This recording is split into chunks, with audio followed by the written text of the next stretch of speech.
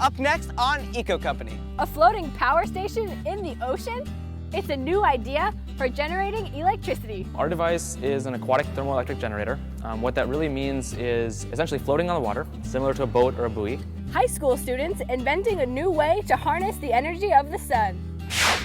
Then, building it green. High school students getting hands-on lessons. In the future, I would love to do this type of work. I like it. I like working hands-on. And they may be building a future career while they're at it. Plus, what's a little dirt under the nails? These guys don't mind. They take their gardening seriously. And you really get like an appreciation for everyone who grows food. And on this high school campus, the garden's not the only thing that's green. And testing the waters. We test up here and then go down the river a bit and then test where it goes into the ocean. A high school class takes to the outdoors to monitor the watershed. All that and more coming up on Eco Company, starting right now.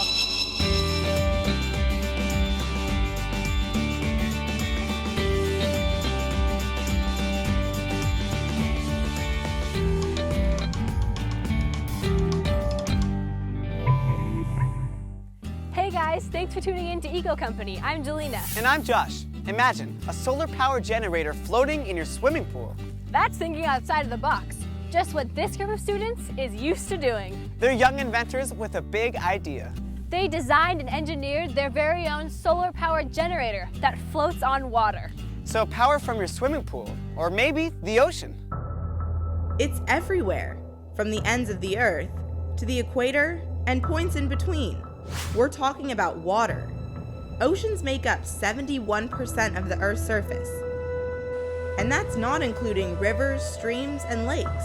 Combine it with the other thing we've got a lot of, sunlight, and a group of high school students say you've got the solution to a big problem. The problem is simple. The problem is that fossil fuels are running out. Even if it's not a problem in 2 years, it's going to be a problem in 10 years, it's going to be a problem in 20 years. In 30 years, it's going to be a big problem. Shantanu Joshi, Prag Batra, and Jay Reddy are members of the Harker School's Invention Team in San Jose, California. It's a group of budding engineers that believes there's a better way to get our energy. And it's with something they've invented. Our device is an aquatic thermoelectric generator. What that really means is essentially floating on the water, similar to a boat or a buoy. The device uses reflective panels to harness the sun's energy, but not like you might think. Team advisor Anthony Silk explains. Like a solar power generator, this works in a similar fashion, except it doesn't get its energy from light, it gets its energy from heat. The key idea of this project is how to generate electricity from the sun in an alternative way than photovoltaics, which are used right now. Solar PV panels you see on rooftops convert sunlight into electricity, but that's not what's happening here.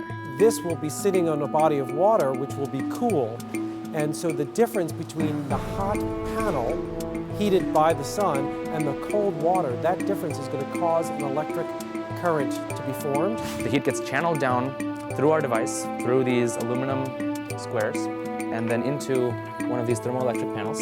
As it goes through the panel, then it goes back out through an aluminum square and through the sheet metal on the bottom of our device and gets dissipated into the water. As you can imagine, invention isn't easy, both from a design standpoint and a dollars and cents one too. But the team's getting some help in that department. It won a national grant from the Lemelson MIT program. It was like, wow, can't believe we got this. Joshua Schuler is the program's executive director. The Lemelson MIT program is a center in MIT School of Engineering. And what we're all about is inspiring young people to lead inventive, creative lives. The goal is to encourage students to come up with solutions to real-world problems, like polluting fossil fuels. Humans are smart. We should be able to solve a problem like fossil fuels. Each year, the program awards grants to 16 student teams in the U.S. MIT liaison Justin Lai guides them through the process. They submit monthly progress reports. We have a monthly video conference to go over their progress. At any point in between those milestones, any sort of questions they have. As of our visit, the Harker team is looking pretty good, well on its way to generating power. As heat flows through this panel, it generates electricity. And that electricity then, as we wire it up many of these panels, can be used to charge a battery or to power a device, and so on. And so on? Don't let that deceive you. These guys are thinking big. We're looking at a way to make actually usable deployments that we can put in aquatic environments, say a swimming pool or maybe even larger scale, a lake or the ocean, to make equivalents of solar farms that we have on land on water. It's a way to get power that's renewable, doesn't zap the Earth's resources, or pollute the air. It's not like, say, burning a fossil fuel where you're releasing carbon dioxide. The energy is already there for you to take. It's a matter of harnessing it and capturing it. So for the Harker Invent team, it's a race to the finish line. The most satisfying thing is when what we plan to do works, and like when everything works out perfectly. That doesn't happen very often. When it does, it just feels great. We have a lot of great students that are going to be great leaders and are going to make a difference in the world and really are going to provide us the energy that we need 20, 30 years from now. It's really fulfilling to see a product of your imagination, and for our whole team, the product of our collective efforts now becoming a reality. It's a reality not just of invention, but of the challenges our planet faces when it comes to energy. And it's a challenge these young people are ready to meet.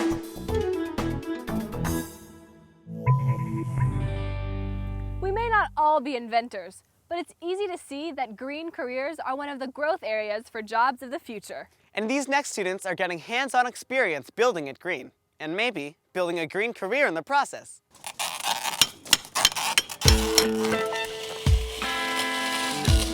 I'm Mary Moran, and I'm the principal at E.C. Goodwin Technical High School.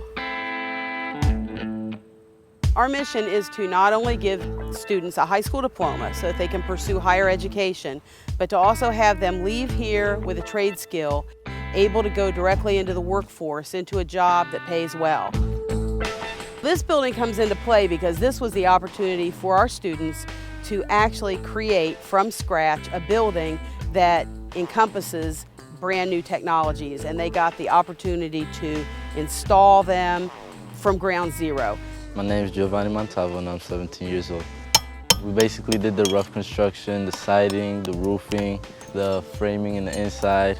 So how long did it take to build this whole house? It took about 4 or 5 months to get done with all the help from all the other carpenters too. The carpentry department built the foundation of the house, built the whole house, and the electrical department wired the house, put up the solar panels, and wired everything inside. My name is Anthony Lopez, I'm 17 years old, and I'm from the E.C. Goodwin electrical department. I had a really good experience working with my fellow classmates. We got to bond a little bit more. Like you said, it was a little bit nerve-wracking at first being on the roof, but as soon as everybody started getting comfortable, we started learning how to help each other out and really work as a team. My name is Paul Jarvis, and I am 17. We wired in the solar panels, and the team, I think that overall we did work as was a well team. You know, we got the panels up very fast. You know, we practiced a lot, and I think it was just a great project, and I wish we could start over again. Yeah, I feel like I can do this with my eyes closed, you know. You built a roof on the ground, so you could do it on the ground first before you attempted to go up on a roof, a real roof, and put it in. My name is Bruce Angelosic. My role here is to guide the electrical departments in all the technical high schools in Connecticut, to guide and teach the younger students for the green market, and hopefully hire some of those students in the future. So why are solar panels an eco-friendly way to get our energy? It's an eco-friendly way because it uses the sun. The sun's here every day. It won't go nowhere. If it does, well, obviously we're in trouble, but it helps. It's free energy. You can save money on your electric bill, and you just rely on the sun. So how many panels did you guys put in? We put up 9 panels, 3 on each side. Okay. Each panel produces roughly around 24 volts, and since there's 9 panels, it produces about 216 volts altogether. So these solar panels aren't directly feeding the lights, they're kind of saving the energy that's coming in from the sun? Yeah, the energy that's coming from the sun is going to an inverter. Well, this is the inverter that the line coming down from the solar panels, they create what's called DC power, which is direct power, and changes it into AC power, alternating current, which will make it so we can use the power in the house, like the lights and the fan and all the different types of things that pull the power from the panel right here. And right now we're creating 208 volts from the actual panels on top. So tell us about the different kinds of lights in here. Well, this is an LED light bulb, and they call it a light emitted diode, and it's a very bright light bulb and has a longer life band. And this is also a incandescent bulb. It's a floodlight, but it's an incandescent bulb. And it's just showing you how different it could be or energy efficient. Obviously you can see one's brighter than the other, which the wattage might be higher, which shows you how more efficient it could be. All right, this is a CFL light bulb, and it's almost like a fluorescent light bulb. It has mercury in it, and you can see how it's very dim than the other ones we saw before. That's because it's more efficient than using a regular incandescent light bulb or using a light emitting diode or LED light. Right. Okay. So it doesn't use more than it needs to. No, it's a lower rated light bulb, so it doesn't use as much. So in the end, you use less electricity, so you save. I think it is very important that we teach the younger generation about solar and the electrical field. And it is an electrical position, and hopefully these young students will come out well educated and we can hire them on today's green workforce. In the future, I would love to do this type of work. It's really fun, it's easy, and I like it. I like working hands-on. It's very, very gratifying to see what our kids can do. I have to say, every time I come to this building, it makes me feel like wow, I did that, you know. Especially with the teammates, and you know, obviously I had people help me, but you know, it's a great thing, you know, except looking at a big project like this and having the self-satisfactory of, wow, I did this and I'm only 17. Our children live in the world we give them, so I want to give them a better place than what I came in here with. And if we can get these kids on the right track and get them motivated in the green energy and renewable energy and the solar, we can really take hold of Connecticut here.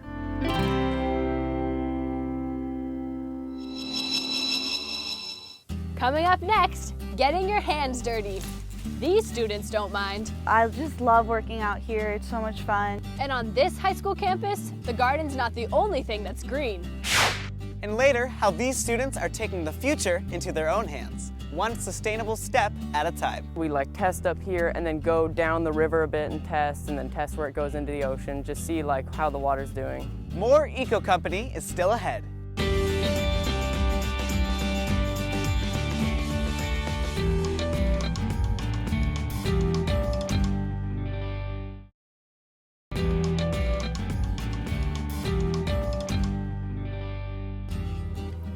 Up next, we visit a school that's serious about sustainability. With a new state-of-the-art building with a living roof and an energy monitoring system. To the produce grown in the students' organic garden, this school is serious about providing sustainable classrooms inside and out. They're farm-fresh veggies ripe for the picking. Only this garden of greens isn't on a farm or in someone's backyard. It's on a high school campus. This is awesome because I'm really into environmental science and sustainability. This is Sacred Heart Preparatory in Menlo Park, California. With its gardens and bioswale, state-of-the-art green building, and high-tech resource monitoring systems, here you'll find lessons in sustainability both inside and outside the classroom. Our first stop, the garden. The cartoon like this. These guys are figuring out where food comes from with the help of teacher Stuart Slafter. So essentially, the class is an attempt to teach young people how they can grow food and know about every step in the process. That is, they plant the seed, they nurture the crop, they harvest the crop, and some of the crop we leave behind so it grows a seed stock. We collect that seed, and that seed is replanted next year. Everyone gets a crop of their own to take care of. And for Amanda Wiggins, that crop is turnips. Planting turnips from just tiny little seeds and having huge turnips 2 months later, it's really incredible. Especially to be able to learn out here, being able to grow and see the stuff that we're learning about is awesome. Tyler Moranier gets the honor of pulling out these sunchokes. It's a winter crop, like all the greens you see here. I am growing the dwarf blue kale back there, and it's really little, but it's bright green, and it's usually used in salads, and it's really good tasting. Sarah Russell isn't worried about doing a little hard work. I just love working out here. It's so much fun. You really get an appreciation for everyone who grows food. It's a lot of work, but it's really rewarding in the end to see your crops grow so fruitfully. The garden is organic, which means no chemicals. Pesticides make it harder for plants to grow, and frankly, they don't taste as good as organic plants. Instead, they're using nutrient-rich compost made up largely of kitchen food scraps. This is going to create some new soil for us to work with, as well as getting rid of some of this waste that would otherwise go to a landfill. You'll find another type of garden here too. It's called a bioswale. It captures rainwater and filters it back into the water table. And that building you see behind it, that's the school's new eco-friendly science and student center. The whole idea behind building this building was to have a building that also served as a teacher. It's certified LEED Platinum, the highest rating from the U.S. Green Building Council. Recycled carpet, sustainably harvested flooring, and bamboo benches all help it leave a lighter footprint. Its solar panels and living roof do too. It makes it warmer in the winter and cooler in the summer. And it also is an area that you can see these solar tubes. These are natural lighting that you can see from down below in our Great Hall. Chief Operations Officer Sandy Dubinsky says the building uses 60% less energy than conventional ones. 80% of our light comes from natural daylight. Students can see just how much of all these things the building is using with this simple touchscreen. Upstairs, it's taking center stage in Dr. Libby Jones' class. So, what's a pound of CO2? She's using it to talk about issues surrounding energy, water, and other resources. And then we look at how that resource use affects the earth. So that gets into things like pollution, land degradation, global climate change, all that sort of stuff. And then lastly, we look at how we can hopefully reduce our impacts on the earth. And so that's really my favorite part of the course, where you can really inspire kids. So inside, that's oranges, yeah. And out, students on this campus are learning what it means to go green and how to become environmental stewards of the future. I feel like the least we can do is do our part in sort of educating kids, especially hands-on, doing garden work. I mean, just knowing what's going on and seeing everything that we do, it's made a big impact on how I live. Up next, field trip. Teens go out to the river to test the water. Stay tuned. More Eco Company is next.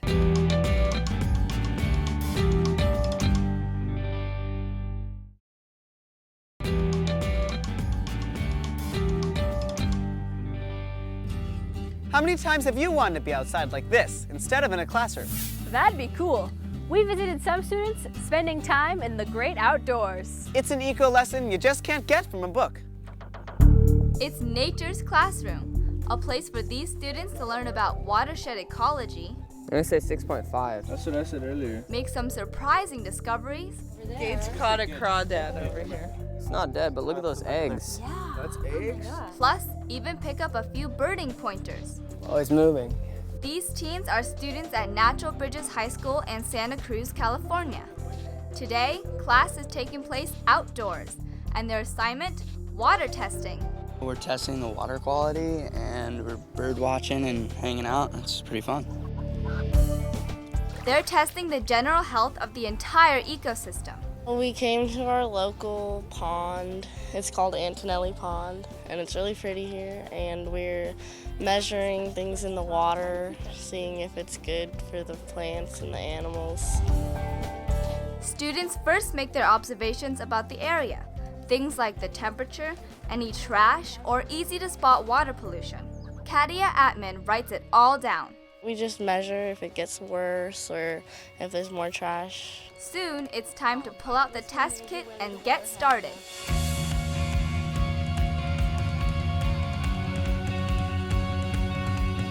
We test up here and then go down the river a bit and then test where it goes into the ocean, just see how the water's doing. We have the pH meter here. Tamara Myers is their environmental science teacher. They were testing for pH, that's the acidity and alkalinity of the water, and they did dissolved oxygen, air and water temperature, conductivity, which is how well the water conducts electricity, and that's mostly to tell if there's a lot of debris in the water or salts that maybe are not normally there. Pour the water into the tube. We did transparency, and that's, again, how clear the water is, the clarity or turbidity of the water. It was like this tube, and you filled it up with the water, and then you let some out, and it would kind of clarify the water. It's pretty cool. It's supposed to be a hands-on field lab and getting kids really connected to the environment and also learning some career skills, job skills, and that kind of thing. We may as well add a little more water. I think we've screwed up the world pretty bad, and we need to fix it. So it's good that the kids are learning it, like all the water comes from like, you know, the mountains around, and it's called a watershed. It just goes down to one place and then off to the ocean it goes. It's a lesson in the great outdoors that teaches teens the importance of clean water. The water supply needs to be cleaned up. I mean, the fish gotta live and we gotta drink, you know, it's important in general. And a healthy planet.